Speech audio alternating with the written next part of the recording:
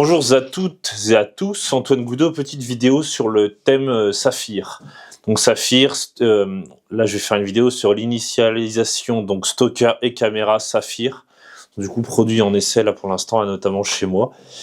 Donc du coup je vais vous montrer, je remettrai des redirections de liens plus tard pour expliquer, pour bien détailler, faire des genres de chapitres, pour que ce soit plus précis. Bref, sur ce, je démarre la vidéo.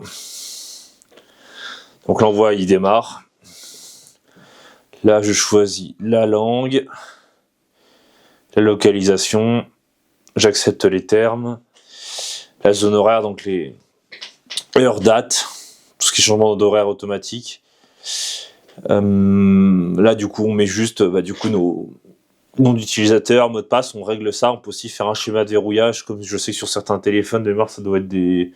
Enfin, je sais pas, les autres téléphones que les iPhones, quoi, bref, où on peut faire un genre de schéma, on peut faire un schéma sur ces stalkers-là. Ça mouline.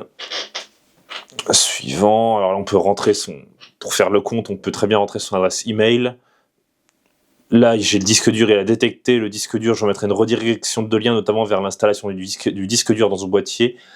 Là, on a les réglages d'adresse IP, donc du coup, ça place sur le réseau. Donc adresse IP, masque sous réseau, passerelle, j'ai déjà expliqué comment ça fonctionne. Là, le mode d'enregistrement. Là, on a le code de sécurité, du coup, pour se brancher à distance sur le fameux stalker.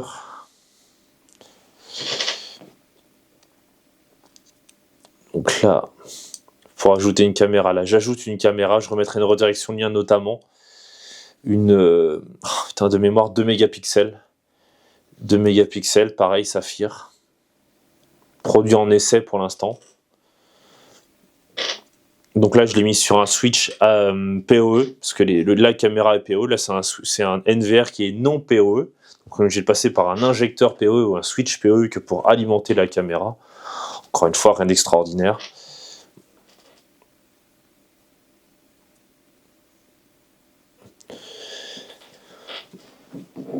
Ça mouline. Oui, j'ai un conflit d'adresse IP, parce que de base, ils sont sur la même adresse IP. Comme chez DayUA, on est toujours en 108. Là, j'ai dû changer l'adresse IP pour qu'il en trouve une autre, pour que les adresses IP soient différentes. Je remettrai une redirection de lien, notamment vers les conflits d'adresse IP et comment les régler. Donc, ça mouline, ça mouline. Voilà, là, il l'a trouvé. Là, elle est non activée, donc du coup, on l'active. On lui fait prendre le mot de passe par défaut qu'on a mis sur le stalker. Encore une fois, rien d'extraordinaire. Hors ligne, là, on voit qu'elle est en ligne. On voit la prévisualisation, donc on voit qu'elle s'affiche, donc c'est bon, c'est OK. Clac.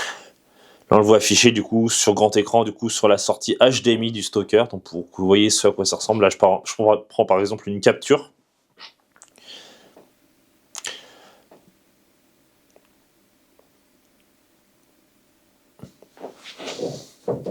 Donc il y a plusieurs modes d'affichage, 4, 9, il y a plein de modes d'affichage différents. Bref, voilà, donc ça c'était juste pour l'initialisation rapide. Encore une fois, j'ai mis en accéléré, vous pouvez très bien faire pause, il n'y a aucun souci, je remettrai des chapitres pour que ce soit mieux fait et expliqué de manière plus explicite peut-être.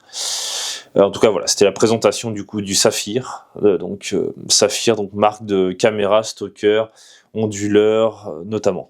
Sur ce, au plaisir et à la prochaine.